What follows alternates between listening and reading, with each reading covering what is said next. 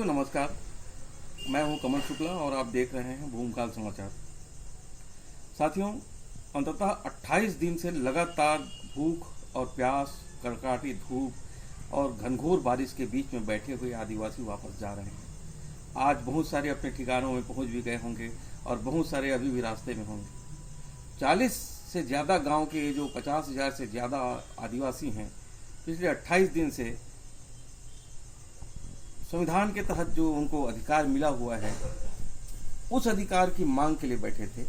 वे चाहते थे कि 5वीं अनुसूची के प्रावधान के तहत, पेशा कानून के तहत उनके गांव में कैंप लगाना हो या उनके गांव का विकास करना हो तो सरकार उनसे जरूर पूछे, ग्राम सभा का सलाह ले, ग्राम सभा के महत्व को कायम रखे। साथियों, ये संविधान के तहत प्रदत्त अधिकार की मांग कर रहे थे, मगर न आज तक न केवल इन आदिवासियों को माओवादी समर्थक कहा जाते रहा है, बल्कि इस बार तो पहली बार ऐसा हुआ कि सरकार ने खुद इन्हें माओवादी समर्थक कहकर इनके सारे मांगों को सिरे से खारिज कर दिया। सरकार पूरी कठोरता से और पूरी निर्लजता से लोकतंत्र के खिलाफ बैठी रही, लोकतंत्र को रायपुर में बैठकर रौंदते रही। सरकार के जो सलाहकार हैं चार, वो चारों सलाहकारों ने मुंह और आंख दोनों बंद कर लिए थे। ये जो आदिवासी हैं, जो आज 40,000 50,000 से ज़्यादा की संख्या में लौट रहे हैं, इसके साथ ही सरकार के प्रति विश्वास, सरकार के प्रति आदिवासियों का लोकतंत्र के प्रति विश्वास, सब कुछ बहुत दूर बहुत दूर बहुत दूर होते चला जा रहा है। सरकार ने बैठे बिठाए इन आदिवासियों में से ही अनेक माओवादी कैडर अपने आप तैयार कर दिए हैं। सरकार ने जो है माओवादियों को ये कैडर भेज दिए हैं। आपको पता होगा कि ऐसा है जो है पिछले भाजपा शासन के समय हुआ था। 15 साल की भाजपा शासन के समय जब एक क्रूर पुलिस अधिकारी कल्लूरी ने आदिवासियों पर सितम ढाए थे और सलवा जुर्म चलाया गया था महेंद्र कर्मा के नेतृत्व में। उस समय भी भारी संख्या में आदिवासियों को अपने घरों से, अपने गांव से भेड़ बकरियों की तरह धकेला गया था और 1.5 लाख 2 लाख से ज़्यादा संख्या में उनको माइग्रेट होना पड़ा था। उस समय भी आपने देखा होगा कि माओवाद उसके बाद कितना फलीभूत हुआ था और कितनी बड़ी संख्या में उनके कैडर बढ़े थे, कितनी बड़ी संख्या में पार्टी का मेंबरशिप बढ़ा था। इस बार भी साथियों, माओवादी सरकार ने एक बहुत बड़ा लोकतंत्र को, सरकार ने बस्तर में लोकतंत्र स्थापित करने का एक बड़ा अवसर खो दिया है।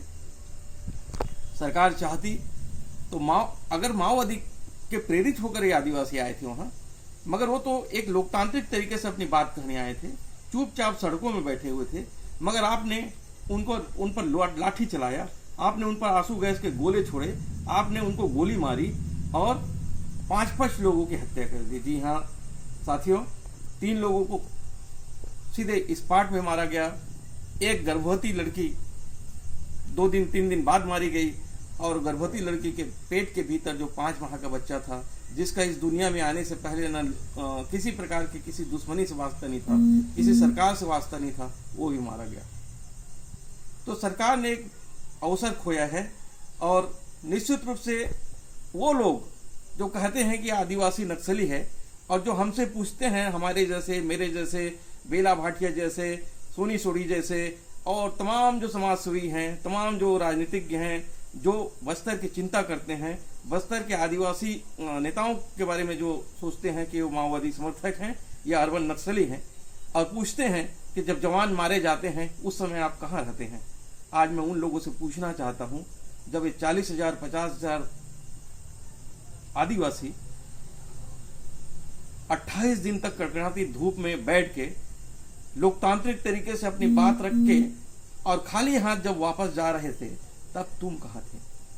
आज इन्हीं आदिवासियों में से कुछ उन निश्चित रूप से हताशा में, इनके पास रास्ता क्या है आप खुद बताइए। जब लोकतंत्र इनके साथ खड़ी नहीं है, जब न्याय व्यवस्था इनके साथ खड़ी नहीं है, जब सरकार इनके साथ खड़ी नहीं है, तो इनके पास रास्ता क्या है। कल जब आपके जवान फिर मारे जाएंगे, तब फिर आप शहीद शहीद कहकर चिल्लाएंगे। इसी तरह से देश चलता रहेगा।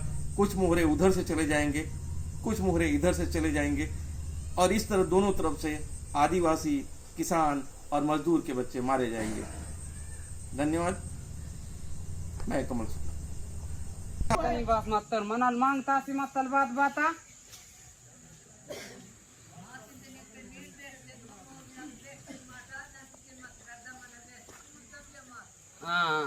అదే మిడిపోండి మీరు మాంగ్ తాసి వస్తుంది సపే అదే నన్న మాంగ్ చేతాం తాను లకాన్ लिस्ट